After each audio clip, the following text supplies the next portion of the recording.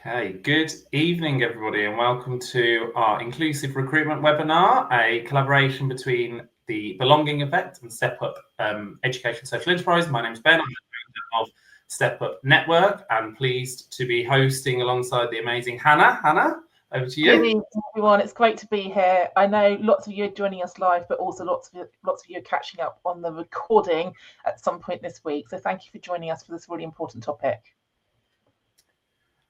Hannah, would you like to start by saying a bit more about Belonging Effect, and then I'll go second? Yeah, absolutely. So some of you will know us as Diverse Educators. We started nearly 8 years ago now as a grassroots group. Diverse Ed became Diverse Educators 5 years ago, and then this September we evolved into the Belonging Effect, and that's for a number of different reasons. If you follow me on LinkedIn, I've written quite a provocative blog today about belonging being a bit of a plaster on the problem, but equally belonging is the door opener, and we know we've got a bit of an anti-woke agenda globally, but also a bit of a DIB rollback. So we wanted to really make sure that our work is still accessible, and that schools, colleges and trusts aren't sort of put off due to that sort of like community resistance when it comes to the politics around this topic. We will also do more and more work outside of education as well. I think it's so transferable, the things we talk about. We wanted to drop the name educators actually from our name. So that's who we are. Got a team of 15 people, and all the speakers tonight are people who we love and respect and do quite a lot of collaborations with, including yourself, Ben. Yeah, thank you, Hannah, for that introduction. And Hannah was probably one of the first people we reached out to when we set up Step Up nearly 3 years ago now. So Step Up is a grassroots social enterprise and network for people within education who wish to develop their career somehow. So we used to have like the tagline for new and aspiring leaders in education. But if you look at our community is much wider and broader than that. And we have a wide range of people. And I think it's important to remember that education doesn't just span schools, it spans much further than that, and ultimately we're not here just for teachers, we are here for educators and anyone who works in education, has an interest in education. So we very much focus on making leadership in particular more accessible, more diverse and more flexible, and that's partly why we wanted to run this event tonight and run it in collaboration with the Belonging Effect as well. So we're going to start with why, as I remember Hannah and I doing an event before where we both actually did PowerPoints with start with why, but we didn't really speak about it, and we realized how aligned we were in that thinking. So the reason why we're here is because we know that retention and recruitment is an ongoing topic of conversation, and it can very much be a topic of conversation, or you can actually do something about it. And yes, we can't change a whole system and sector-wide thing, but we can change and influence what we do within our organizations, and also not necessarily in your whole organization, but within your teams and how you lead as well. We know that actually, if you break that down further, if you look at retention recruitment and the reasons why, we talk about at Step Up, there are a lot of gaps within education, and we talk about closing the gap in schools for children, but we don't necessarily we talk about as much for our staff and our adults as well. So I've given some examples there on the slides: the gender pay gap, the diversity gap, the flexible working gap, and ultimately employers are required to do things differently and think differently. And talent management and succession planning recruitment, if you talk to lots of people outside of education, they probably talk about it a lot more and know about it a lot more than we do in schools. And I think a lot of the time, the talent management and succession planning is lost because ultimately people look elsewhere for the roles that they want, because either they don't feel like, as Hannah talked about belonging earlier, they don't feel they belong there, or there aren't the opportunities there, or it is not inclusive and flexible enough in their current organisation there. So that is our starting point of why we're here tonight. And if I could just add to that to say that we do a lot of training in this space. I sometimes get the pushback, Hannah, we just need somebody to apply, because we know we're in a recruitment crisis and we're also in a retention crisis.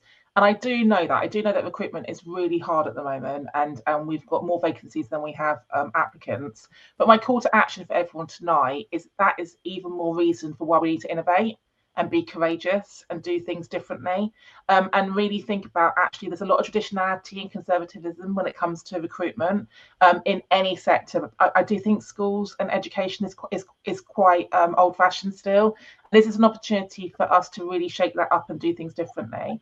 So tonight is about us thinking about recruitment. Sometimes people call this diversifying recruitment, and I call it inclusive recruitment, because it's not just about getting diverse people through the door. It's thinking about what does an inclusive school, workplace look and feel like? What does an inclusive recruitment process feel like for the candidates as well? So just diversity alone isn't enough, because we hear horror stories about settings that have really attracted and recruited diverse candidates who have not stayed very long because the environment has not changed for them. Okay, so that's why it's inclusive. Tonight's going to be really practical. All of the people talking have got various lived experiences, but also leadership and professional experiences. They are disrupting either in their own school, college or trust, or across the system through their grassroots. So hopefully there's going to be lots of practical strategies, tips and experiences for you to take away. Some of you might be here because you are looking to change your setting and you're looking for tips and tricks. Or some of you might be here because you are a senior leader or a chair of governors or someone who works in HR. I know a lot of our HR network are here tonight as well. So either way, there's going to be a value add. And we've very carefully curated a diverse lineup, so you hear a range of different perspectives of people who are going to share quite honestly and candidly some of the barriers that just don't need to be there, and some of the things that have worked or haven't worked. So we've got the two panels, and we're going to look at both sides of the table, the applicant's perspective and also the recruiter's perspective as well. Thanks, Hannah. And talking of our panel, as Hannah said, we've got two panels. We'll talk a bit more about the logistics of tonight in a moment.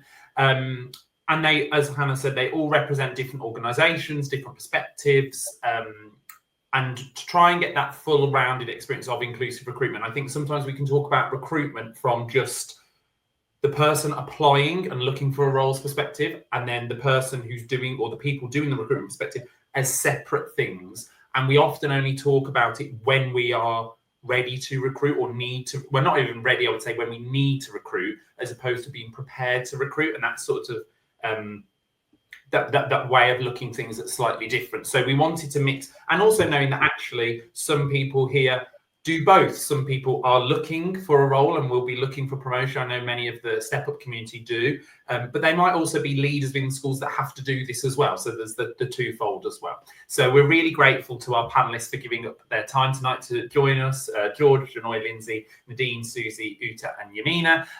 We will give individual instructions for each panel, so they'll introduce themselves and tell you a bit more about themselves. But they're all people that are big supporters of our organisations and we've worked with before.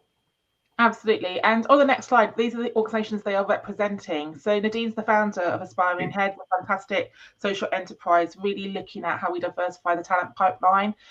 We are underrepresented when it comes to the sector, when it comes to people of colour specifically in senior leadership roles and headship roles. And I had the privilege of going to their conference earlier in the year, and the energy was just palpable. And the appetite and the ambition in the room was also really present. And it's us thinking about how we as a system are changing the face of leadership. Janoy is here from Black Men Teach, one half of the founders with Albert, again doing amazing work for one of the most underrepresented groups in the sector, that we are underrepresented when it comes to the global majority, but Black men specifically are really underrepresented when it comes to governance, leadership and teaching. So thinking about the need to create visible role modelling and support networks for that identity group. Chiltern Teaching School are one of the MATs and teaching school hubs who are really disrupting in this space and doing things differently. So if you've not heard of REND, R-E-N-D, they are the founders of a social movement called Racial Equity Networking Dinners. They've been running them for 7 or 8 years now from Luton. And that has mobilised to now those events happening in Birmingham, Northampton, London, Leeds, Manchester, and we hosted the Bristol one recently. Because one of the things I want you to think about tonight is that you can't just put an advert out there and hope for the best that diverse candidates are going to see it or apply. It's about you carefully curating and expanding your networks beyond your schools, colleges and trusts, and going to events like REND are a great way to do that. You are going to meet people you might not normally cross paths with, and those opportunities can then build bridges. Lindsay's here, again, one half of the co-founders of Flexible Teacher Talent with Lucy, doing amazing work when it comes to flexing the system. They started before the Flexible Working Bill was published, and they're now really helping the system respond to that legislation change. So you're going to hear lots of brilliant ideas and case studies from her.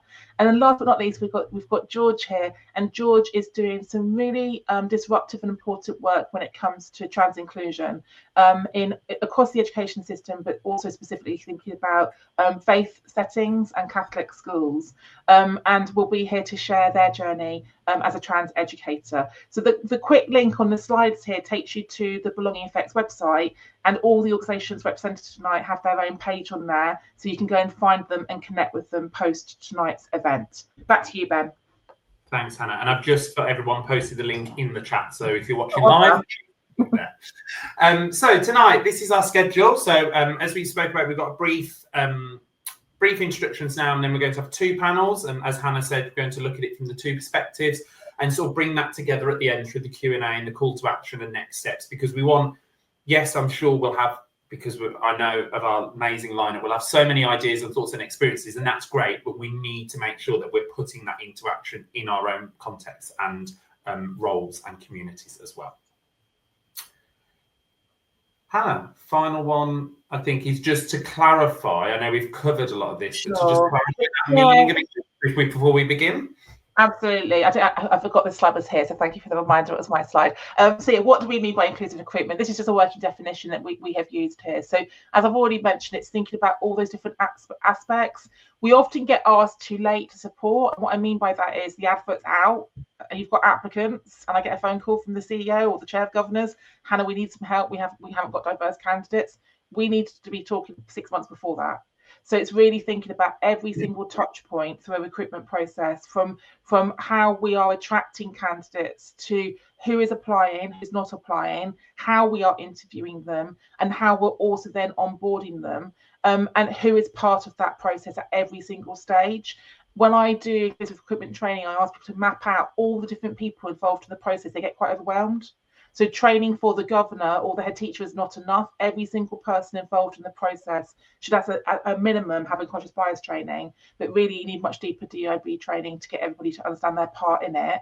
And what we really need to be considering is the value we are adding to our whole school community, the value that our pupils are going to experience by having visible role models, teaching them, leading them, governing them, but also the value that it adds to all the colleagues who are there as well about what is possible. I worry sometimes we tell our young people you can be anything you want to be, but when you then see the staff teaching them and leading them, we're really undermining what we're saying there. So yeah, back to you, Ben, for us to get started with the first panel. Our first panel, which is all about the candidate experience. So I'm pleased to be joined by George, Uta, and Janoy. Welcome, and thank you for joining us. So first of all, I'm just going to do a bit of a round robin, if that's okay, of just introducing yourself, tell us a bit about who you are, sort of what you do, your background, like a mini bio, if you like, to get us started. So I'll just go in the order of the screen, if that's okay. So George, could we start with you, please? Perfect, thanks. It's great to be here with you both, and thank you for that introduction. My name is George. I am a transgender and Catholic teacher of religious education in the Catholic school that I attended as a child. I'm also a freelance consultant who looks at LGBT inclusion and how you might do that for staff and students within a faith perspective, which doesn't always feel as inclusive as we might hope it does. Thanks, George. Janoy, can I come to you next? Hi, good evening. Thanks for having me.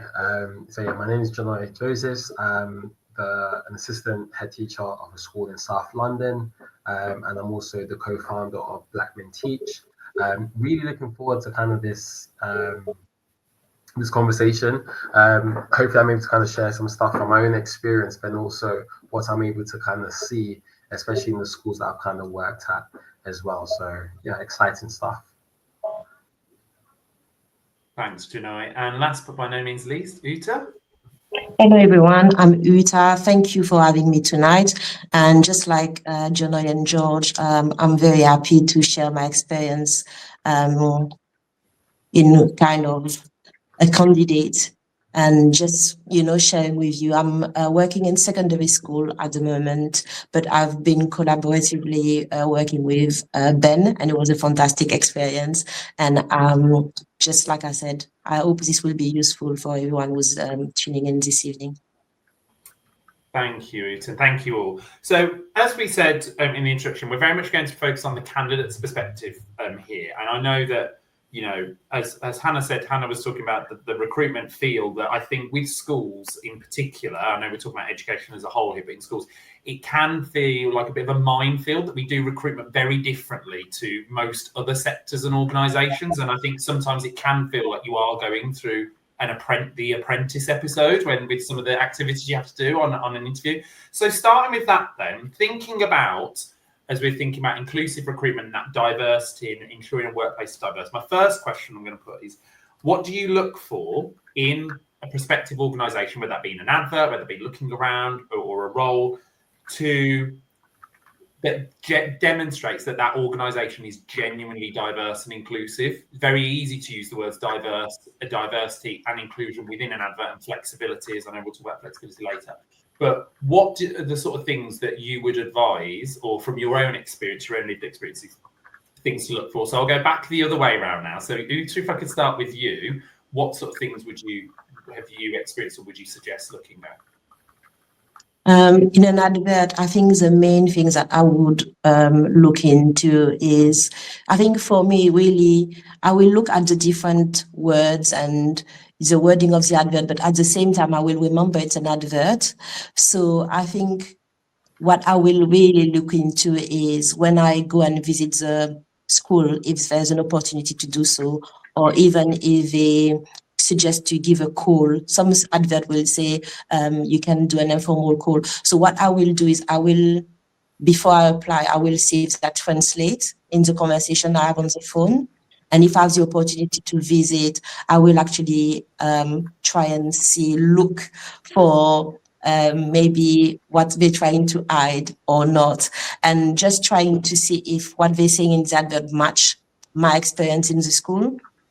And specifically, I think what I would look for, if you are ambitious, for example, I would try and see in terms of the leadership of the school, if they have anybody that looks like me. Because if you're ambitious and you're going to get in any kind of organization, and from my perspective, if I don't see anybody that looks like me, I'm just going to be kind of wary, and I'm going to be asking questions.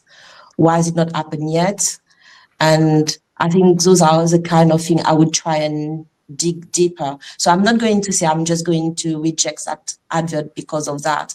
But when I go in and visit, I will definitely ask questions about that. And during the interview process, I will also try and understand what's going on. The other things that I would say in terms of diverse recruitment, and I think this is where places like you, where networks come in, is I would really try and find out from my network if anybody knows about the place, and that will kind of help me get maybe a clearer picture if the advert is kind of truthful or not truthful. That's brilliant. So many tips there, Uta. Thank you so much. Janoy? Yeah, it's just interesting that we all just nodded our head when we said about using our networks. I think that is such an important kind of tactic that is safe, but also reassuring of yourself. So that's one thing I'll definitely say. And I don't think there's anything wrong with that for you to ask around. It's important for you to kind of get the lay of the land and how it is on a day-by-day basis if you cannot visit the school. And even if you do visit the school, you only see a portion of what they want to what they want you to kind of see. When I look at, or when I consider the advertisement of a prospective workplace, and we're kind of going through the lens of it being diverse and very inclusive, I think one of the key things for myself, or I'm in this space now in my journey, my career, where there's certain, I don't say buzzwords, but I look at the language. And when I talk about the language, I'm also talking about the things, the signs, or the words that signal like psychological safety. Look at whether or not that role is going to, number one, see me as, a leader or whatever position I'm applying for, but my intersectionality is that I am also Black and a male. So are they going to, give identity to that as part of myself as well? So I'm always looking for spaces like that. And as Uta said, and sorry for mispronouncing your name, but it's more so along the lines of you seeing leaders in a variety, in a capacity or in different stages, not only in the recruitment parts of it, but then also people who work there, to see the level. So I will always check a staff profile of a school and be like, okay, who do they have? What are they saying? And I just really look into that. So, coming down to the fact that representation across all levels, not just in the marketing photos, but really trying to understand it. And the last thing, which I think is super important, is like a clear and transparent process.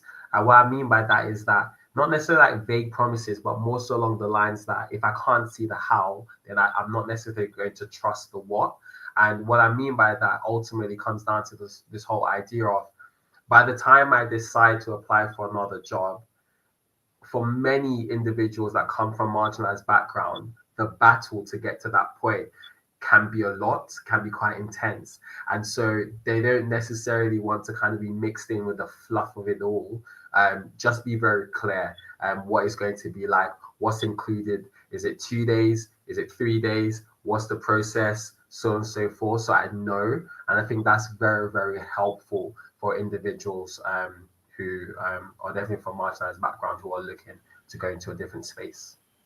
That's great. Thank you, Janai. And George?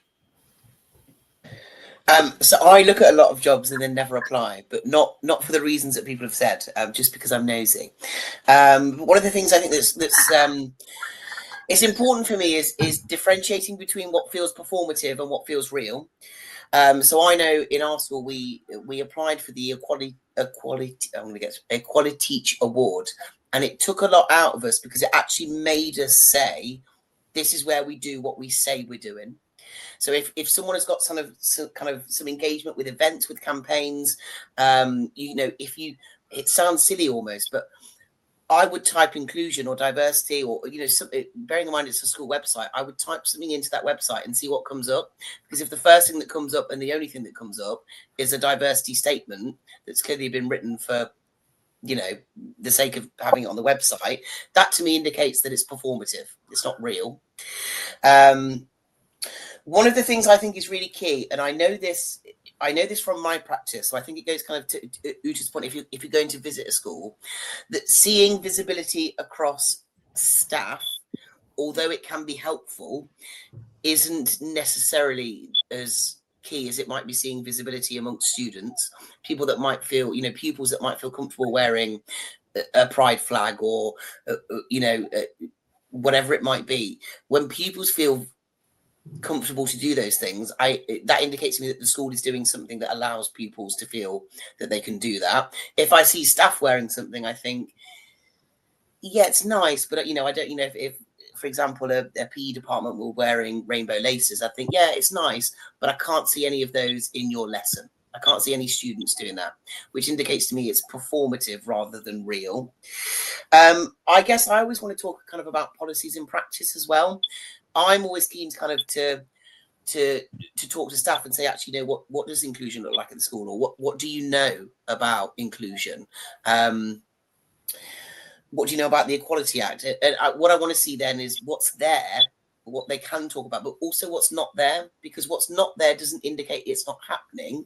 But if it's not clear, I think that shows that whatever the inclusion work is being doing is probably in some way performative rather than real. So that's the question I always ask myself when I see something: what's performative, what's real? And then I go away and kind of do a little bit of extra work on, looking at the website, doing a quick Google search. When I visit, what can I see that shows that people who are not being paid to be here feel is important for the community.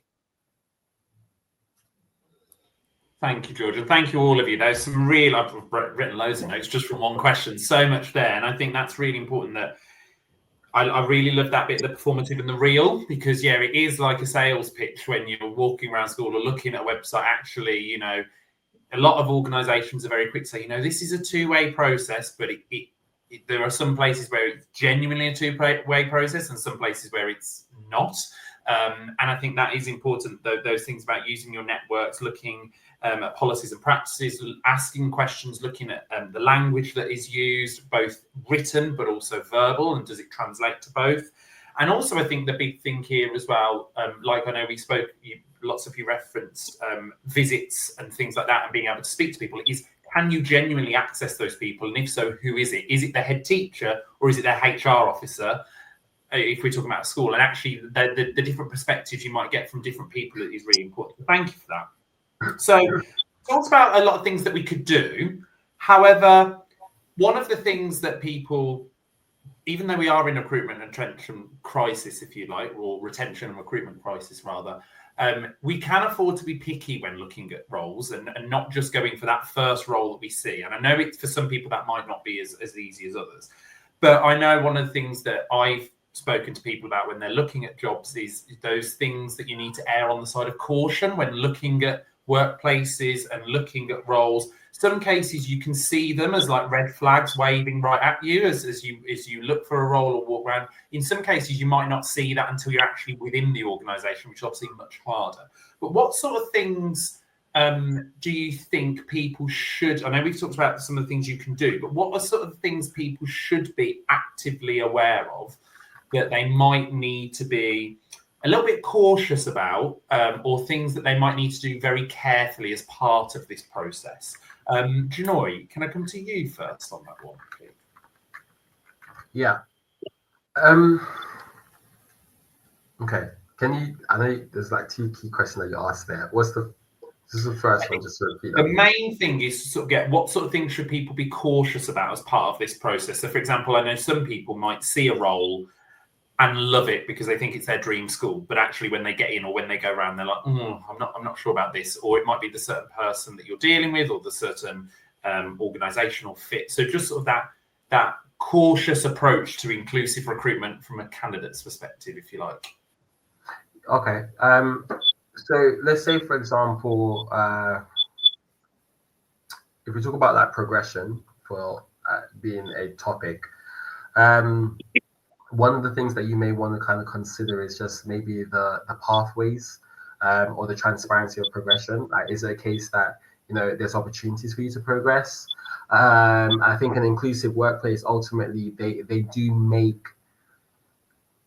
that is something that's very transparent from the beginning. Like, you know, if there is routes for progression, absolutely, that's something that you could look for. I think as well is for you to kind of ultimately think about this, and I'll bring back to the point I made earlier, is that it's just the language that's kind of used in terms of like that signals certain biases. So when we're talking about that, we're talking about idea of like things that solely set out to that organization and the culture. Is it performative? Is it something that's embedded in their values?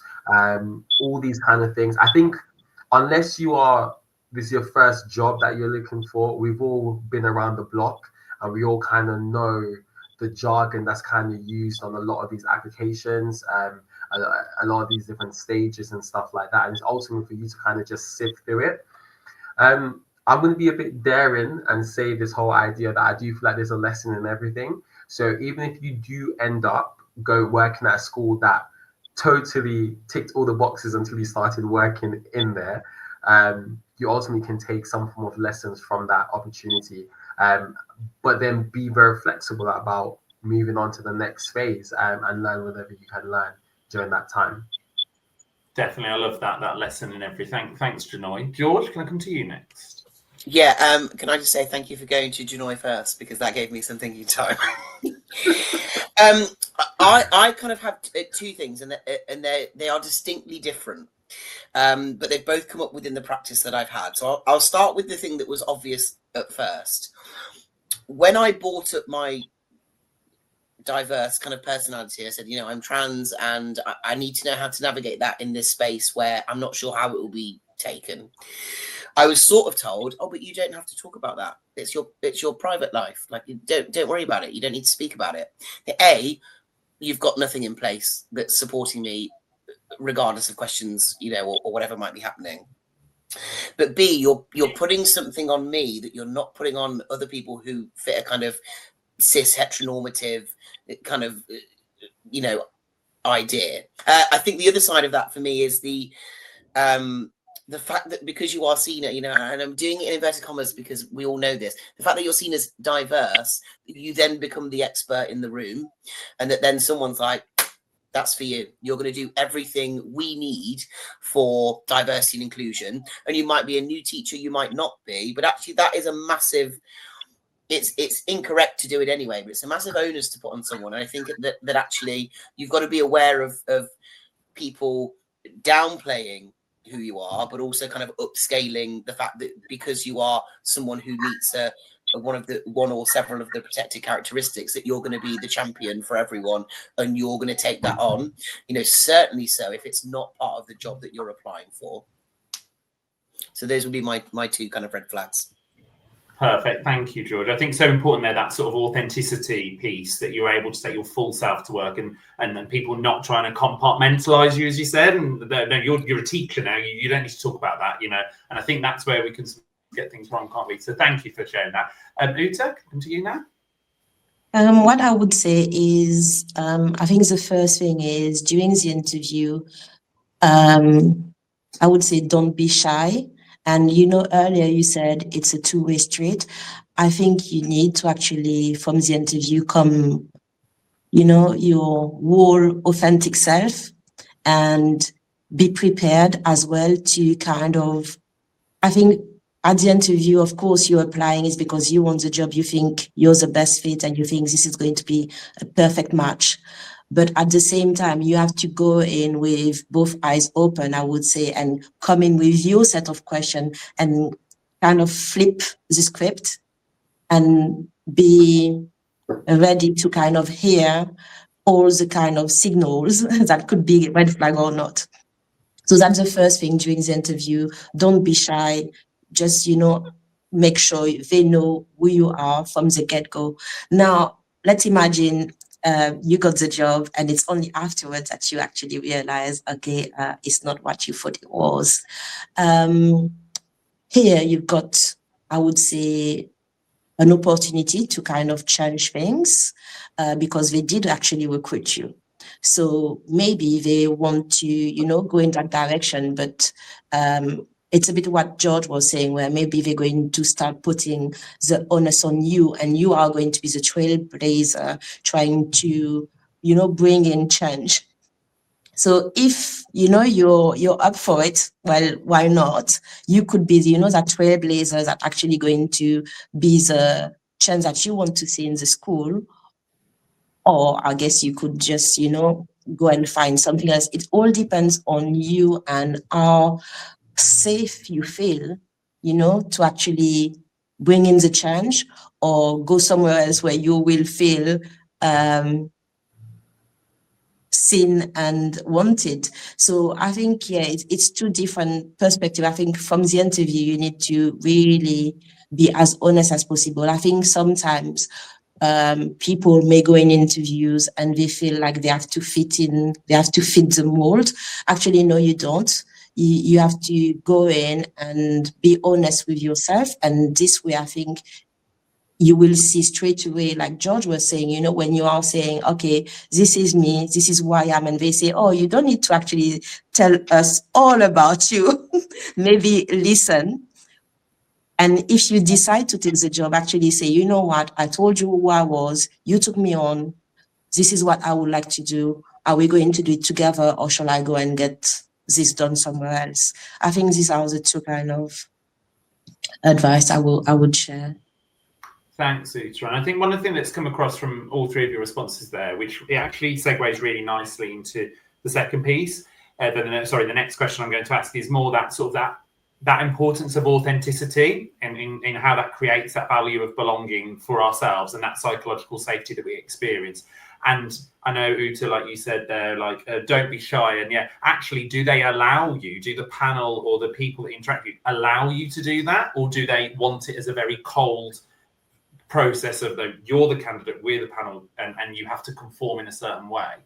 But also, I think the other part here that seemed really important is that culture of an organization. And yes, you might get a feel for it when you go for a job, whether that be on the interview, whether it be on the visit, or whatever process they're using. But also, I remember this was a quote from someone who was talking to me about when I moved on to a new role, and was saying, don't underestimate what you can bring to a culture. You might walk in and actually the culture might not be right, but actually you can be a little part or a big part of changing that. And then you can make the decision, well, do I want to stay and change it? Or is it better that I go and change it somewhere else? So yeah, thank you. So sort of this question I'm going to ask, which will lead really nicely into our next panel that Hannah's going to moderate, all around sort of from the employers and leaders perspective. Now, I know some of you lead teams, or you lead people who have led people and have slightly different roles in schools and in education. What can you do as a leader of a team, of an organization, or part of an organization, or your contribution to that wider organization as a leader?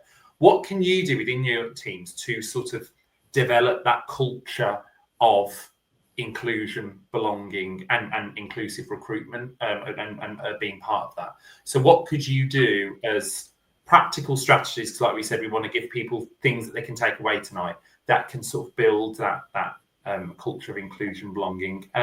Uta, could I come to you first, please? Yeah, I think for me, inclusion is very important. I really, well, I hope anyways that I live in kind of, this is, for me, there's nothing more important in a school.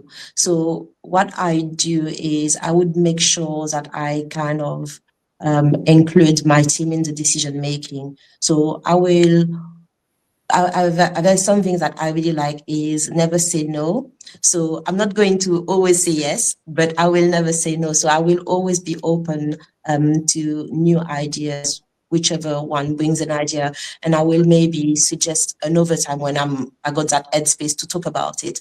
But definitely be open to whatever kind of idea.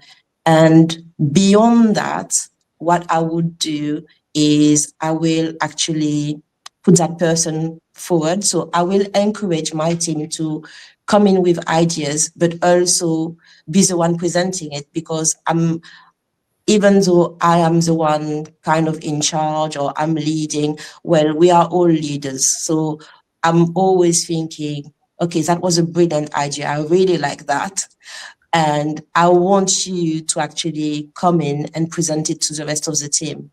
And the reason I'm doing this is twofold. So first of all, because inclusion is very important to me, but also, you know what you and Anna were saying earlier in terms of succession planning.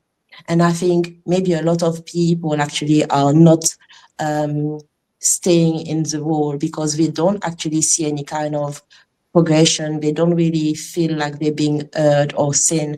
And I'm just thinking, okay, what can I do at my own level actually to amplify their voice and their actions? Because I think as a leader, it's very easy to kind of, take ownership for everything and say, okay, yeah, I came up with that brilliant. Actually, it wasn't me, it was so and so, and we did a brilliant job on it. So I think this is how I do it in my team. And what I want to add is really in schools, I think it's very important because we are the leaders, sorry, but I think the students also. So this is sometimes I will put the spotlight on the students, not just the people in my team. And I will make sure when I select students for awards or for presentation or anything, I will try and make sure it's a wide range as well. And when I do talk to the students, because it's about, do they know about the opportunity? I will try and make sure all the students are aware, as many colleagues are possible are aware of whatever opportunity, and make sure they actually, if they need support, to engage with that opportunity. For example, if people in my team or not in my team who are trying to get a promotion within the school or somewhere else, I will be there to support them because I'm really passionate about it.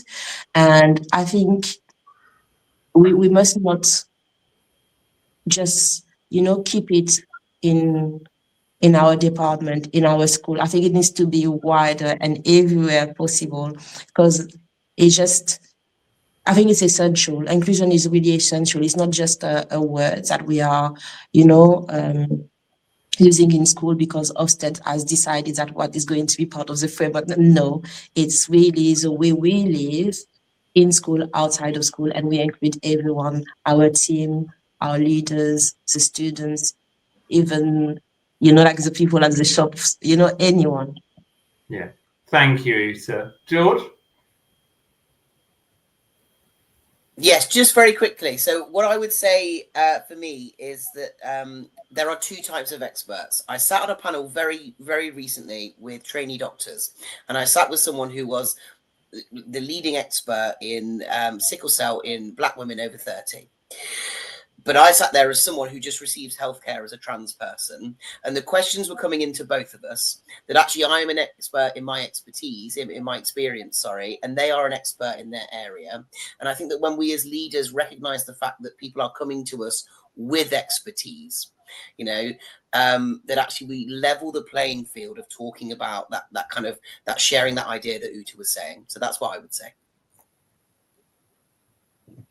Thank you, George. And last but by no means least, Janoy. Yeah, I'll be super quick. Two things I'd say. Number one is that leaders ultimately must model the vulnerability and the inclusivity and the accountability that we want to kind of see. I think that's very, very important. And the second thing I'd say is organizations, and that also includes, I think when you work with people, you have to ultimately build certain systems of support. And so, for example, let's say if you line manage somebody, if you manage a team, is setting aside time, yes, to talk about the business, but then also to talk about developing them as individuals as well when it comes to just practicing that inclusion and inclusivity, seeing them as individuals in the role, but then also as individuals who are part of your team, which links very, very well to what I said before by the other panelists about creating spaces where people are seen. Perfect. That's great. Thank you so much. I think we could have talked for much, much longer there because you all had great insights. Thank you so much. I know lots of the other panelists who are behind backstage ready for the second panel have said the same. Thank you so much. And if you're able to join us for the Q&A later, we'll see you back shortly. But thank you so much. That was a great panel. Yeah, and just really respect the honesty, vulnerability and candor that they all shared as well. And the really practical advice, because we don't always end up where we're supposed to be. And it's about the choices you make when you find yourself, even when you think you've done the due diligence. That really resonated with me as well. So thank you for moderating, and thank you to our first three speakers. We're now going to welcome on panel 4, which I'm going to moderate for the next sort of like 30 minutes. And then as Ben said, we're going to go to a Q&A. So I can't actually see the comments, but I'm hoping that you are putting in comments and questions in the chat so we can then engage with you before we close out tonight. So I'm hoping I've got 4 speakers behind the scene. 1, 2, 3. Oh, we've got one missing. Hopefully we have 4. Oh, Nadine should be with us shortly, hopefully. Perfect. So I'll add her in when she joins. Perfect. So what we'll do is lovely to see you all, and we'll do some introductions so the audience know who we have here. You know me, I always go A to Z. So Lindsay, you're first. So lovely to see you. Can you introduce yourself and tell everyone who you are, what you do, and where you do it, please, Lindsay? Hi, yeah, so I'm Lindsay Patience. I am one half of Flexible Teacher Talent. So we're an organisation who support in the education sector with flexible working at an individual level, at school and trust level, but also in work in the wider sector and with the DFE. And I'm also a part-time teacher. I work 4 days a week in a school in Putney in South West London. Awesome. It's got both hats on here then tonight, haven't we? Thinking about the different sides of the table we sit on. So thank you, Lindsay. Lovely to see you. Susie, great to have you here. Do you want to introduce yourself, please?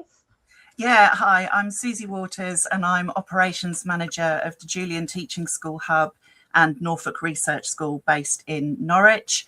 I think I first started really getting interested in how to promote diversity, equity, inclusion and belonging in my setting because we are based within a Catholic school, and I do quite a lot of work with the staff wellbeing team within the school. So that kind of kick-started where I am now, I guess. Brilliant. And it's great to have you here, Susie, and I'm looking forward to hearing all the work you are doing through that lens. And last but not least, Yamina, great to see you. Do you want to introduce yourself to the audience, please? Yeah, hi everyone.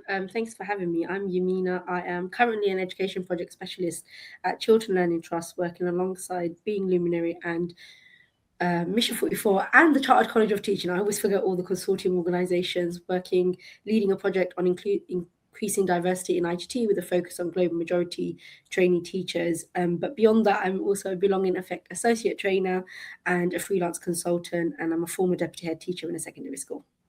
So we've got a wealth of different experiences on the call, and as George said, like lived experience, leadership experience, but we've also got some regional diversity. I think we forget about that diversity sometimes. So we've got some different points of the country. So we've got 3 different parts we're going to talk about. We're going to think about the diversification of the workforce, the flexing of the workforce, and then the disruption of how we do things.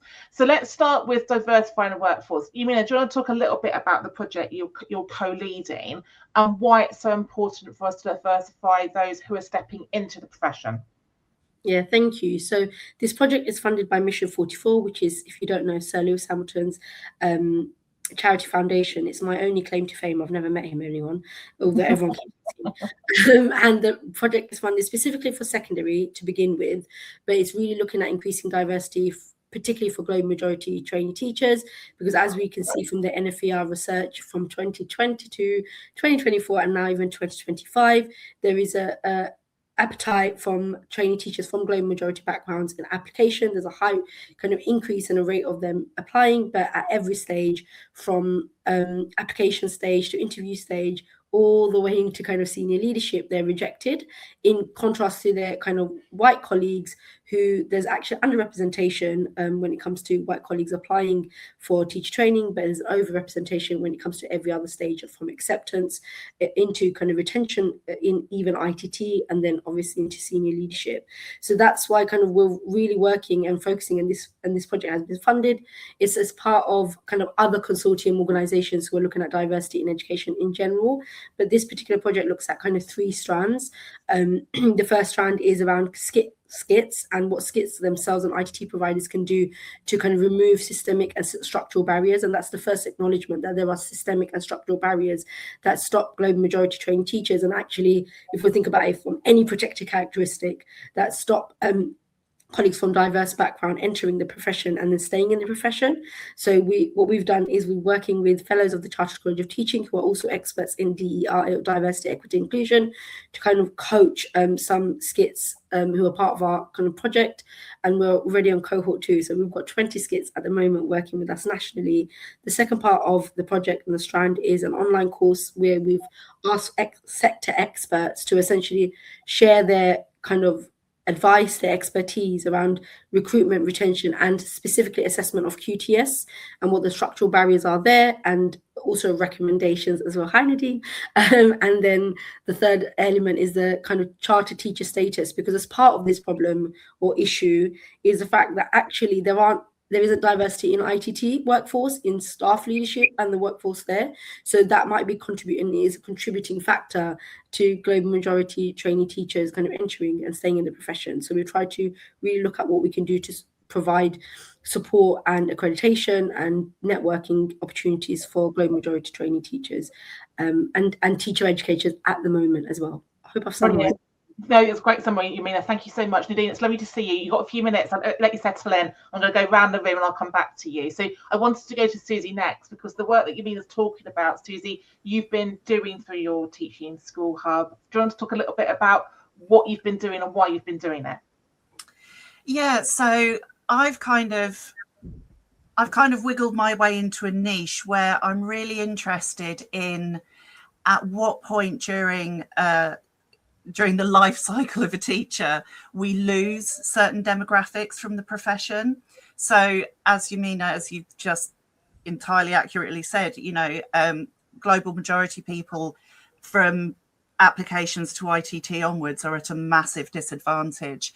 But I'm also really interested in where we might lose LGBTQ plus colleagues, where we might lose neurodivergent or disabled colleagues. We know where we lose mothers, and looking at how the invariable consequence of those stages in the life cycle is where we end up with a system where leaders all look the same, and where it's very difficult for us to know whether that senior leader is absolutely objectively the right person for the job, when they may in fact have been the only person for the job because of all of those systemic issues further down the line. And I think that's really interesting. And that's something that, as a teaching school hub, we work obviously with early career teachers largely.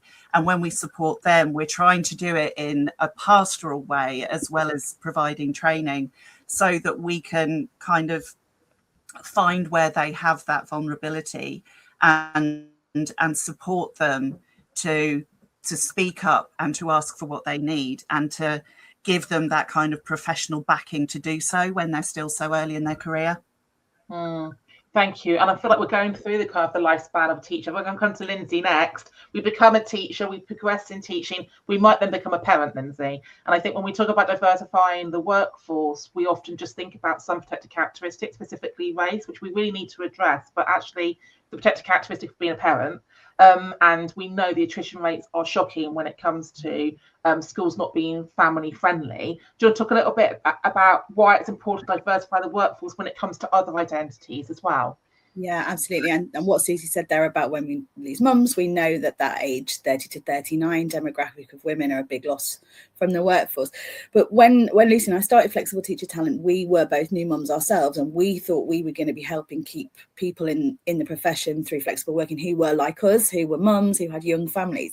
And actually the people who need flexible working are so wide ranging. The reasons that people need flexible working are huge. And we hadn't thought about people with older children. We hadn't really thought about people with health needs, people going through menopause, people with other caring responsibilities apart from children.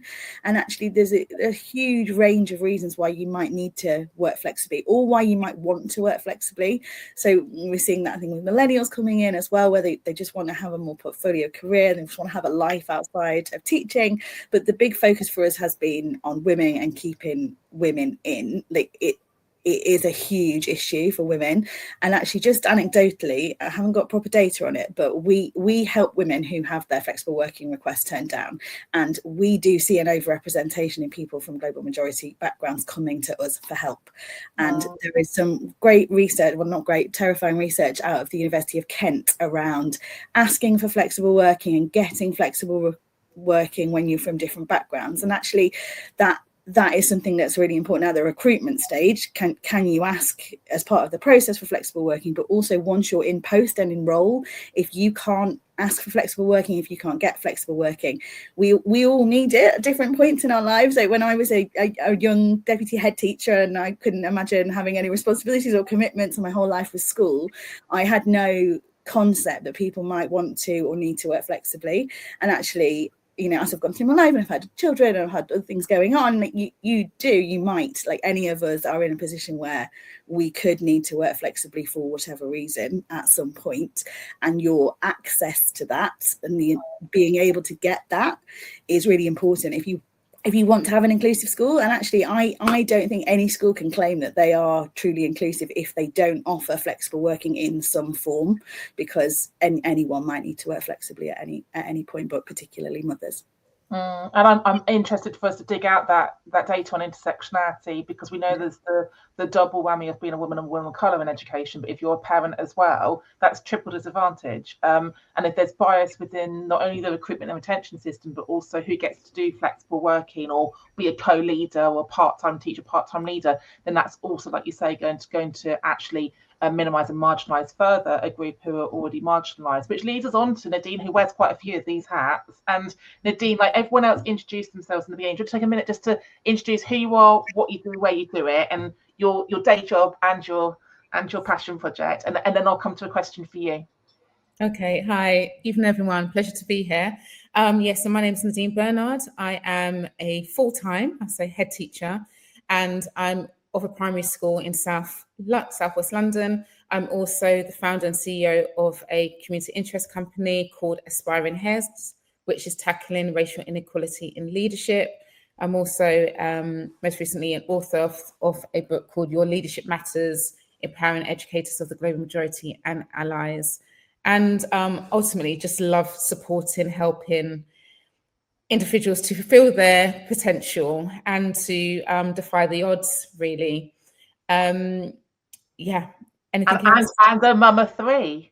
And a mum of 3. Yeah, I am a mum of 3, 5-year-old, also a 14-year-old and a 15-year-old. So I've got the teenage and also the younger one as well. Got it all going on. So do you mean tell us a little bit about why you started Aspiring Heads and the impact you're having or want to be having across the system with your amazing network?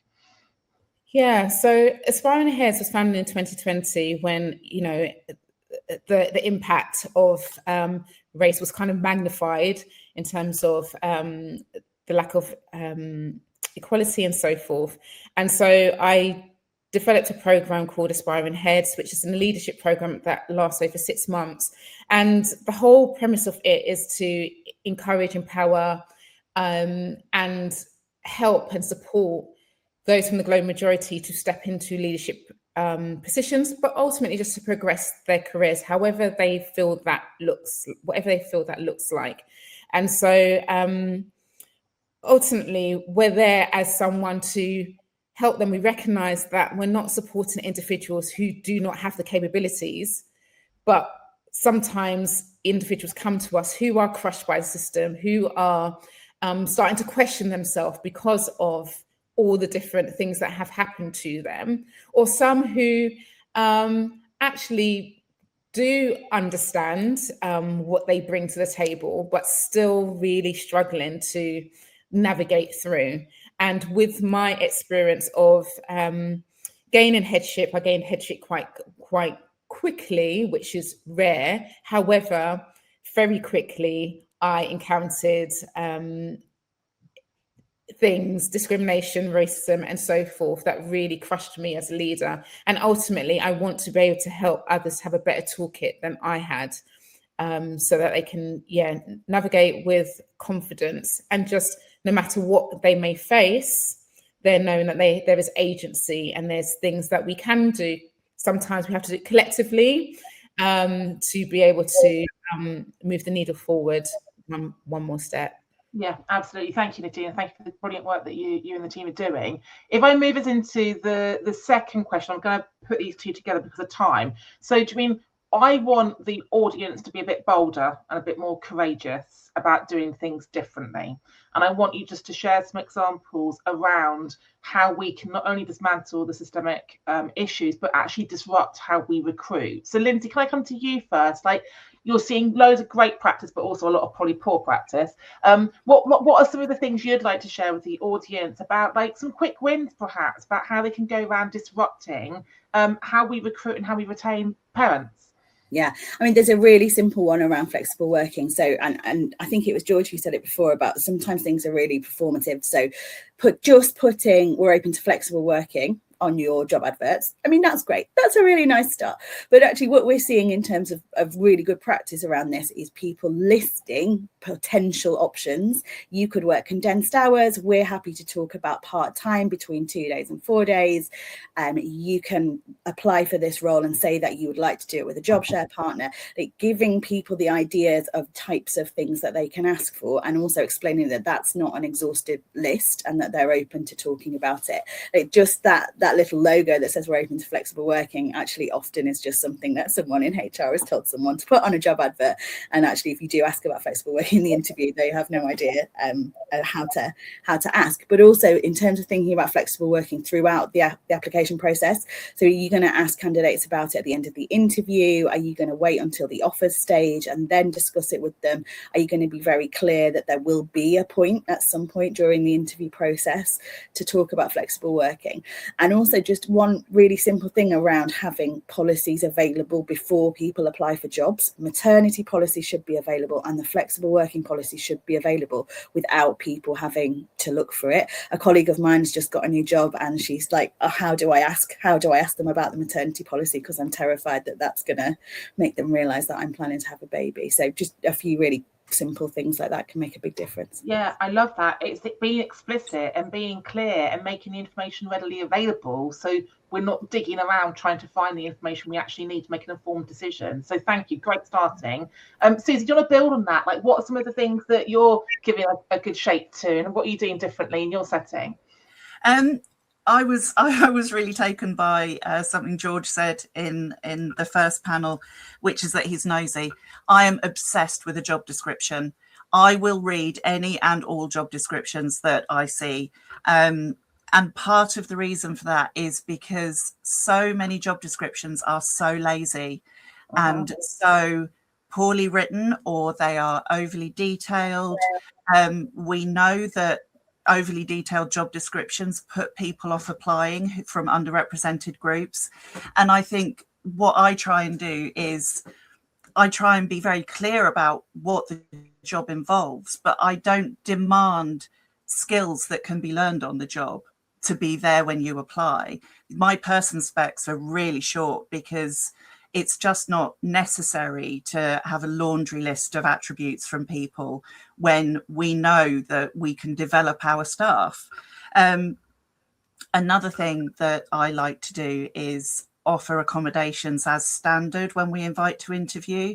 So I provide interview questions in advance.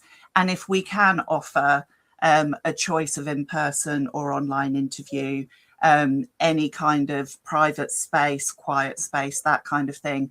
I don't want people to have to ask for it if it's something that we can do anyway. Obviously, anything that we don't list that they feel comfortable asking for. But I think you're putting a lot on someone who's already in a vulnerable position as an applicant to then disclose that they might have additional needs. I think that's something, if you can avoid them having to ask for it, you should. And the third thing is that we don't do this at the moment, but it is my dream, is to have information available on the website as standard, such as a map of the site, a map of the buildings, general visitor access instructions, such as this is how you enter the site, this is where you go, this is who you speak to, because it takes away a lot of anxiety. And it's useful for parents and visitors, but it's particularly useful for applicants and people coming to interview, who, again, it takes away a little bit of that nervousness for them, and it benefits everyone. Yeah, I love that.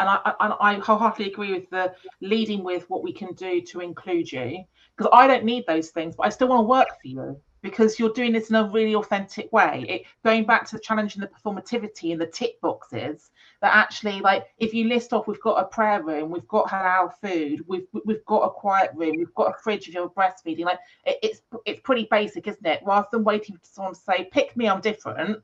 These are all the things we can actually support you. So thank you just for detailing that, Susie. How about you then, working in ITTE specifically on your project, but like you've got 20 different settings, you've got lots of different advice from different coaches. What are some of the things that you're magpieing or you want to share back to the audience that they can build into their practice?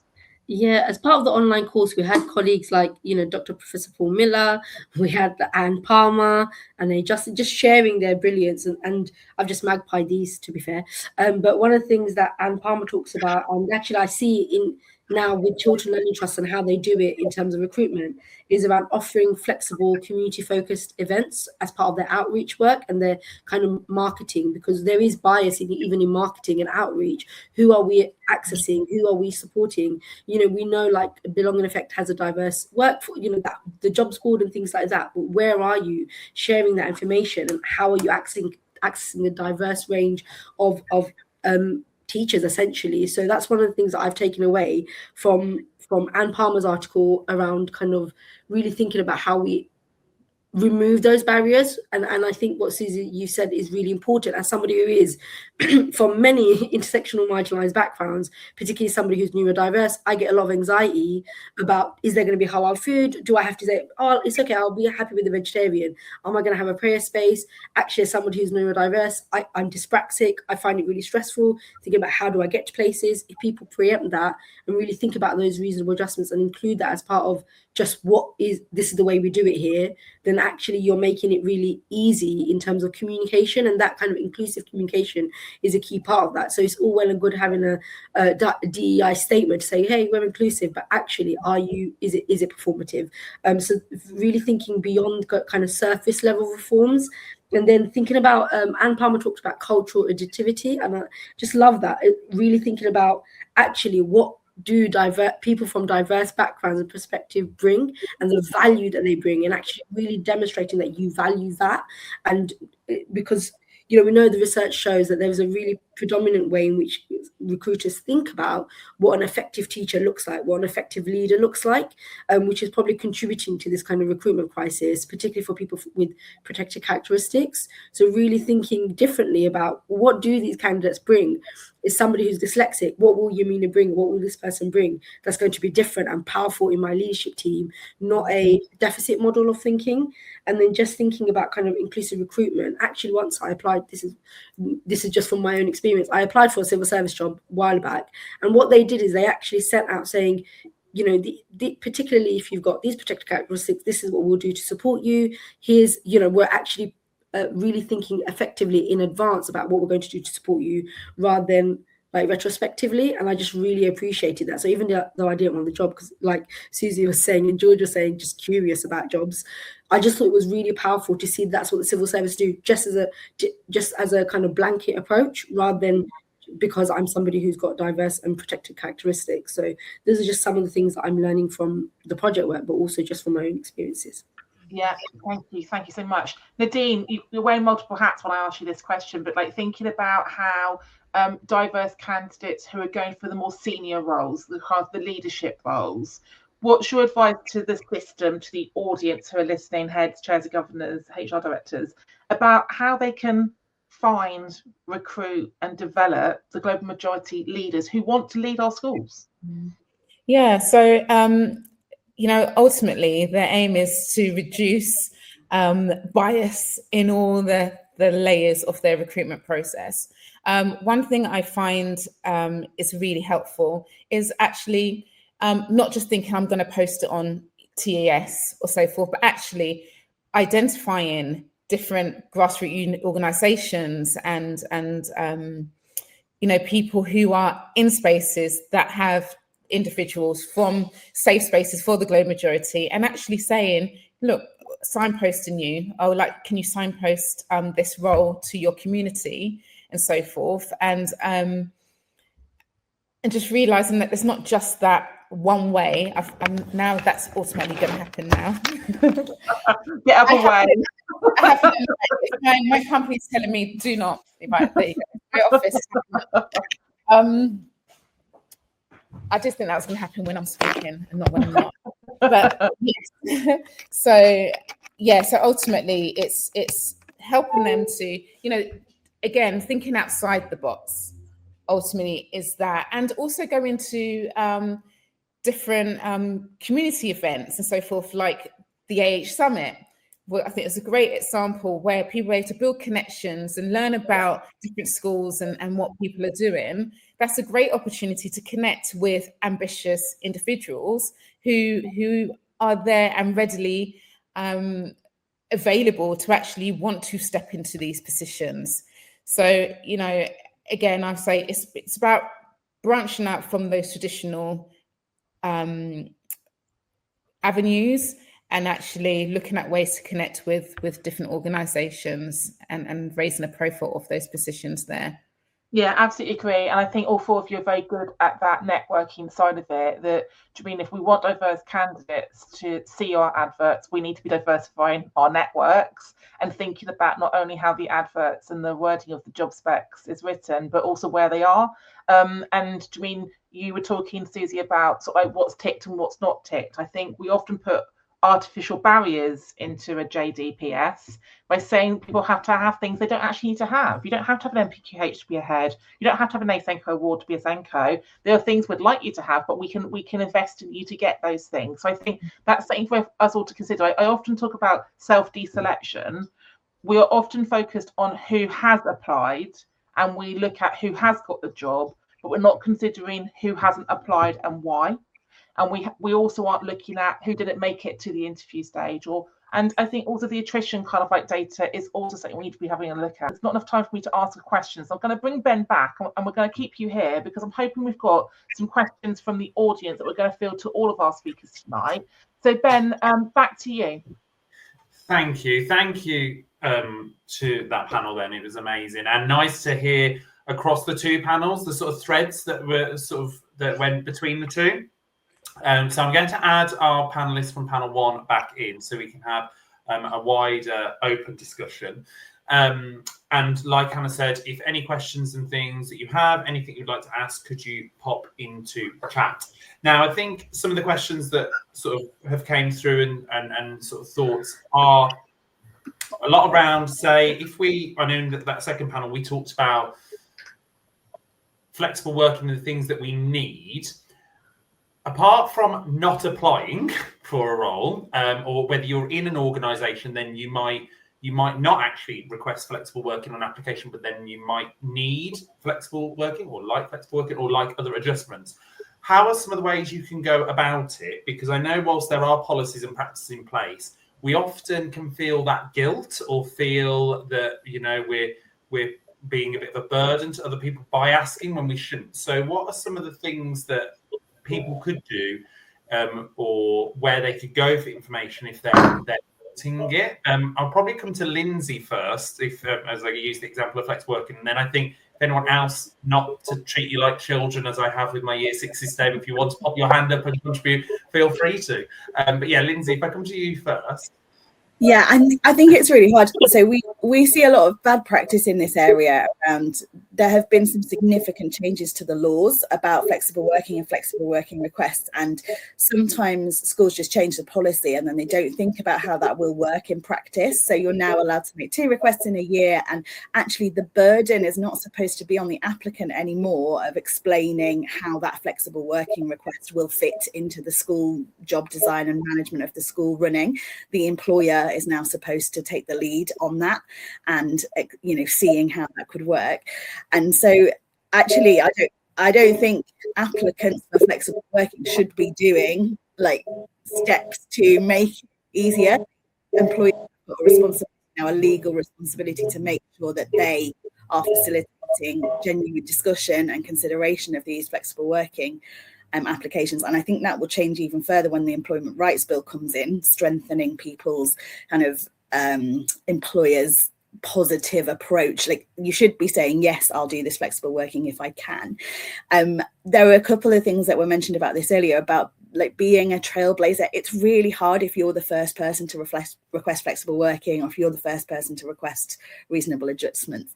And we've seen it work really well where people just kind of say that up front to the line manager. Look, I know no one's done this before. I know no one's asked for flexible working. I know no one's asked for shared parental leave. Like, I'm happy to kind of be a guinea pig here and work through this with you together and review it and see how it goes. But also just using your networks. Like I'm like a broken record. We're just saying all the same things. I'm just saying what everyone else has said. But talking to other people who've done it, talking to other people who've made a request, asking your support networks for help, asking your trade unions for help, asking flexible teacher talent for help if you're making a flexible working request. Like we'll know people in a similar context who've gone through that process, and they're the best people really to learn from about how it works. But it's also really context specific. What works well when requesting flexible working arrangements in one school is completely different to what will work well in another. And that's why I really strongly feel that this legal shift in it being all about the employer trying to facilitate rather than the person requesting feeling like they're being a burden. Like it shouldn't be like that for flexible working or for reasonable adjustments. Thanks, Lindsay. Nadine, come to you. Yeah, I just wanted to add on to that, just to say that as leaders, we really have a responsibility within this realm, you know, and I think that comes with modeling that from the top, because I think that really helps individuals to say, okay, if the head's doing that, then actually this is something that they believe in. Or I've even heard of a CEO who literally is saying, right, the meeting has to finish at this time because I need to go and pick up my child from school, or and so forth, and it not being foreign conversation. And I think that's worked really well here. And I'm very transparent with my staff. You know, I'm with all the hats that I wear, I'm also, which I don't talk about often, I'm also caring for my dad and I care for my mum, and they're in 2 different places. So before work, I go to my mum's. I have to check in with her. I have to give her food and so forth. And same with my dad. I've got to go on the weekends and check in on him and clean and all that kind of stuff. But in terms of, even when, there were certain treatments, hospital treatments had to go for my dad. I was like, okay, I won't be here this morning or so forth. And then also it's come up to Christmas period. But even, the sports day and the play and so forth, it's right. I won't be here this morning. I'm not hiding it because I'm going to watch my child. And then also my other staff members understand, I can ask that too. And that's okay. It's not something that we don't do here. No, we look at ways to accommodate and to help individuals to be able to bring their own whole self to work, because I think people think, oh, well, then they're not here full time, then they can't bring the whole self. But actually, when you accommodate the whole person by acknowledging them and all their particular needs and so forth, then actually they bring an even better self into the workplace because they feel valued, acknowledged, and seen for the season of life that they are currently traveling through. Thanks, Nadine. Susie? Building on what Nadine just said about modelling these things. If I may take a moment to bang my particular drum, I don't have a teaching background, and the team that I line manage are fully support staff. And I think as leaders, we really need to be remembering support staff at the moment, because there is a lot of very, very flexible jobs out there that pay a lot more than education support staff roles, that we will lose people to. And what concerns me most is the number of leaders that I have heard say that they don't allow flexible working for support staff because teachers can't do it.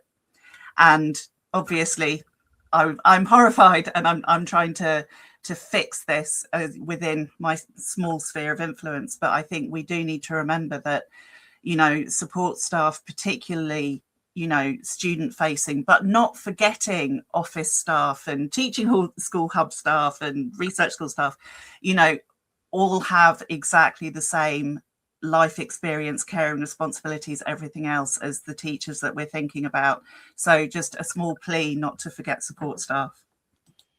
Thanks, Susie. I think that's really important, and that sort of equity in that flexible working, that flexible working will look slightly differently. Yes, if you're a classroom teacher versus a senior leader versus a member of support staff, but actually recognising that, because I think sometimes that's where people can get a bit frustrated when they're like, oh, because I'm a full-time class teacher and I've got to be in for period one, whereas that person doesn't need to be in for period one. They're allowed to start later, or they're a member of SLT, so they can leave early. And there can be a lot of animosity that can be caused by people feeling that they're being treated differently for that. But sometimes those people might feel that animosity, but might not have asked for those flexible working or made people, their line manager or relevant people aware of that. So thank you for that. That was a really important part.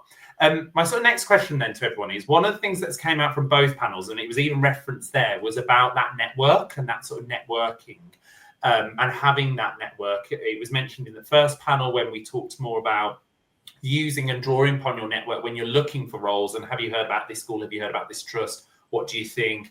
To looking at job descriptions, you can get some very generic ones or very quirky ones that look very differently, and being able to pull on people's experience for that. So what I thought we'd do in the last, as we've got the last couple of minutes, is come to sort of each of you, if that's okay, about a tip of how could you curate and develop that network if you're not sure where to. Obviously, we've got a great number of organisations tonight that are also networks, but what are some of the things that, or if you've got one key tip that you would recommend using to leverage that network in terms of inclusive recruitment, whether that be from a candidate's perspective or from that employer's perspective. You might be an employer wanting to do inclusive recruitment better, if you like, if you feel like you're not there, or from a candidate's perspective. So I'll come from the order on my screen, but in reverse order. So George, can I come to you first, please? I know you don't like going first after that first one. No, you can't, I'm afraid. I think for me, and this is quite difficult for me to answer, because in the space that I was in, I felt like I was alone. And one of the first spaces I looked at to support me was with the unions. So maybe that would be my advice for someone that feels that they haven't got someone who understands where they are at work. They're not sure where to find stuff online. Obviously, what I would call Twitter, when it was Twitter, was good. What it is now, less so. But I think actually, if you're someone who's genuinely struggling and you haven't found a place to be, that actually, if you get in touch with the unions, there are places to go. So I will go first. But I think if you're genuinely feeling like there's nowhere else to go, the unions have some really great networks for people like us. Thank you, George. Uta? So yeah, I agree with George. I think the union is a great starting point. And I remember actually when I was NQT at the time, and I actually went on a residential to discuss behavior strategies during that first year. And I'm still in touch with the people I met during that training organized by the union. So definitely the union is a good starting point. I also agree with Twitter, because this is how I actually got in touch with Ben. So definitely Twitter. What I would also suggest in addition would be, if you're going into any kind of CPD outside of your school. So for example, if you're doing an NPQ, you will most likely, I know this was the case for me, be in touch with people who are sharing the same ambition, the same goal professionally, but they are not in your school, most likely. So I think this is very useful because it helps you to kind of get a different kind of experience. I think when you are in your own school doing, professional development with people who are in the same position, it's kind of sometimes an echo chamber. Whereas if you get that opportunity to do a training with other participants, I think it will be very useful. So this would be the third tip that I would like to share. Thanks, Uta. Janoy? Hi. Last thing, I'd definitely say review who's potentially on the interview panel. I think it's important that different lenses are shared but also represented, and I think that what that does is that it offers a level of accountability for those who are being interviewed, but then also it gives you a varied perspective for different angles that you're looking for. Thanks, Janoy. Susie? I think in terms of kind of developing or leveraging a network, for me, for social media, LinkedIn is brilliant. Again, not a teacher, but I use it for the Teaching School Hub.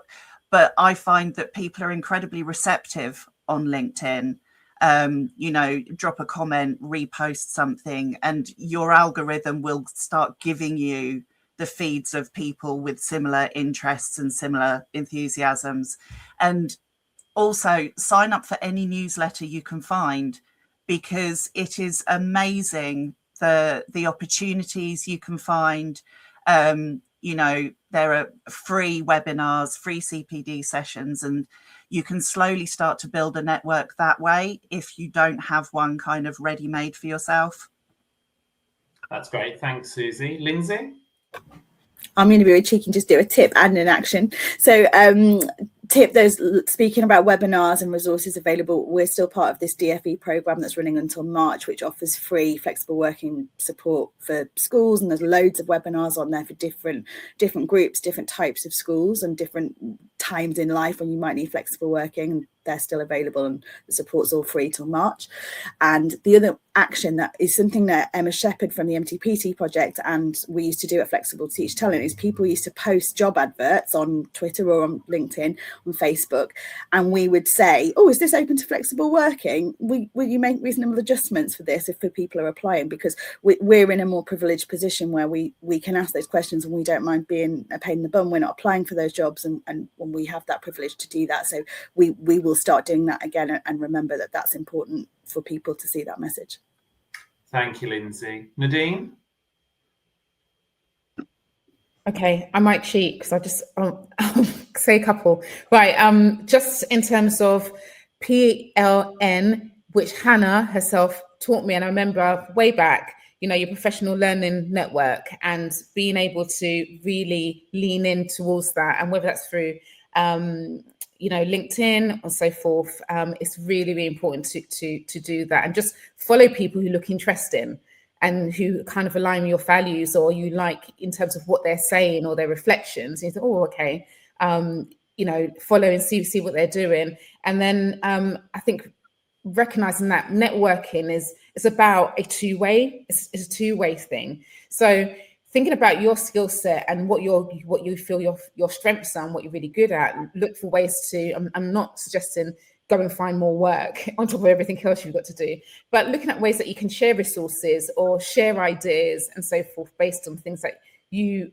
feel are your strengths, and then you'll find that people naturally gravitate, and then you kind of find your people in that way. And then lastly, I would just say, just ask.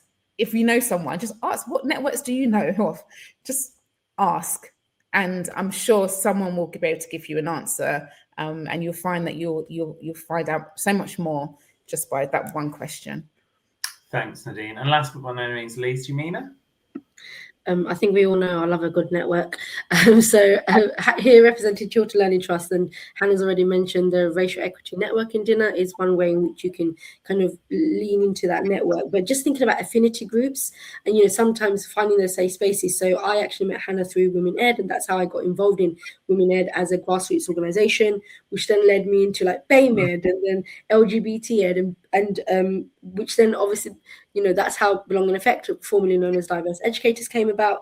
And I'm actually co-founder of South Asian Educators Network, and colleagues within Belong in Effect also lead like Pride and Progress, and thinking about those affinity groups, because there is so much out there that we can lean into as part of that support network of people who share our experiences, our lived experiences, and really thinking about how, also from that intersectional lens, I think Belong in Effect and Aspiring Head, Black Teachers Connect, there's Black Curriculum, there's so many networks out there that I could just signpost again and again. And we know on the Belong in Effect website, all of those kind of are listed and you can connect with them. But find that affinity group that really can share it, where you can share that kind of vulnerability openly, and leverage those networks, because I wouldn't be here without it. And I say that quite honestly and openly. And through the network, I've had lots of coaching from Hannah, from lots of other colleagues who've then supported and uplifted me and create safe spaces. And I attended the last Aspiring Head Summit, and it was exceptional. And I learned so much, and I connected with so many new people. And it's finding those new people as well that's opened up a different kind of those different opportunities as well. So think about who those affinity groups are. Hannah? Sorry. Hannah? I want to add one. I think your point there, Yamina, about finding affinity groups. If you're the only person with your identity, you need a circle of people who share your lived experience. Mm-hmm. But to anyone who sits in a majority identity like me, so put yourself out of your comfort zone.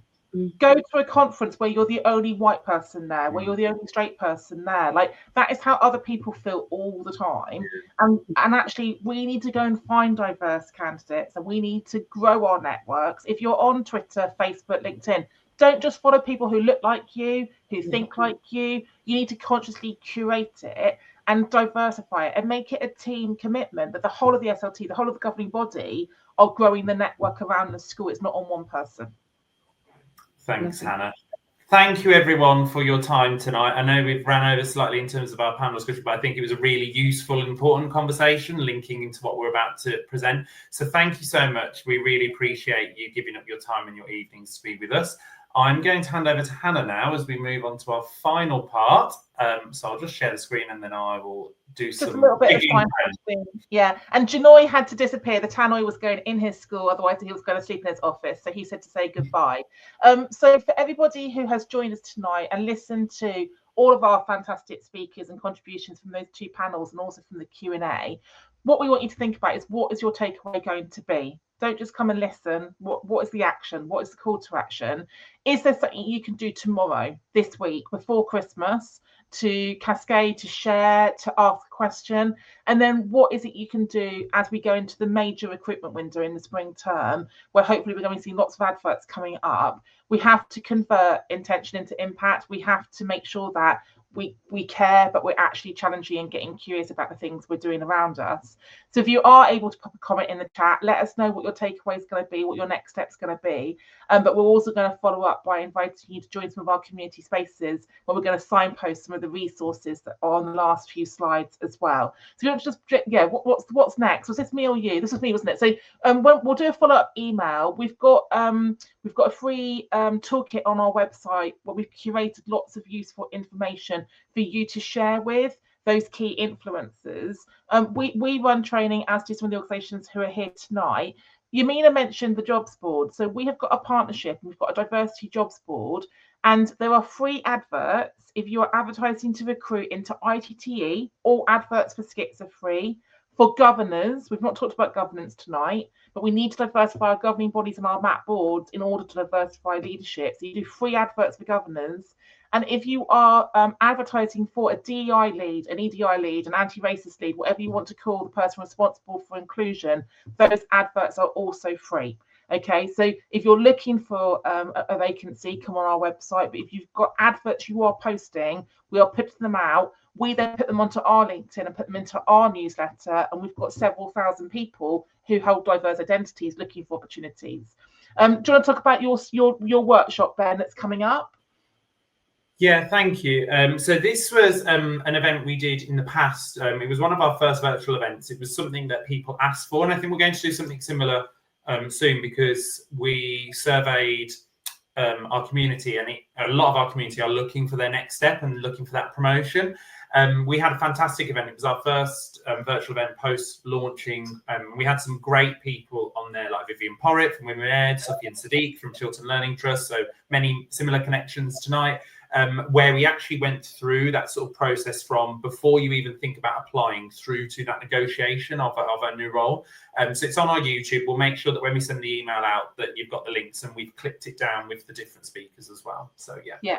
Brilliant. And you've got the recording of this will be shared with you, so you can obviously mobilize that and cascade that. But a lot of our speakers have also written blogs around recruitment and how to diversify it and how to inclusify it.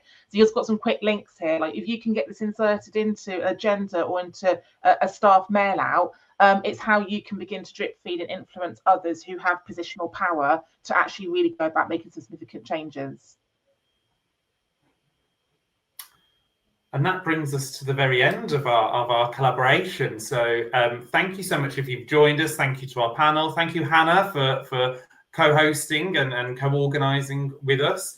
So if you want to find out more about Step Up, our website is there. We are doing quite a bit of work on our website at the moment, so some of it does look probably a little bit strange and a little bit inaccessible, but we're planning on having our website fully up and running by the 1st of February, and you can get in touch with us there. Hannah, I know you've got a lot on your website to share, and I've posted some of the links in the chat. But was there anything else you wanted to No, what I'll do is I'll do a follow-up email once the recording is edited and it's on our respective websites. I'll do an email out to you all with all of those different links we've mentioned, so you've got it to forward on. We've got a community space on Mighty Network, so if you are on LinkedIn, you're not on Twitter, everybody in that space is really committed to DEIB and doing things differently and signposting and sharing resources. So I'll send you an invite to that, and we can start a kind of a message board, questions, and sort of further signposting there as well. So just wait for an email in a few days' time with lots of different links, signposting, and invitations.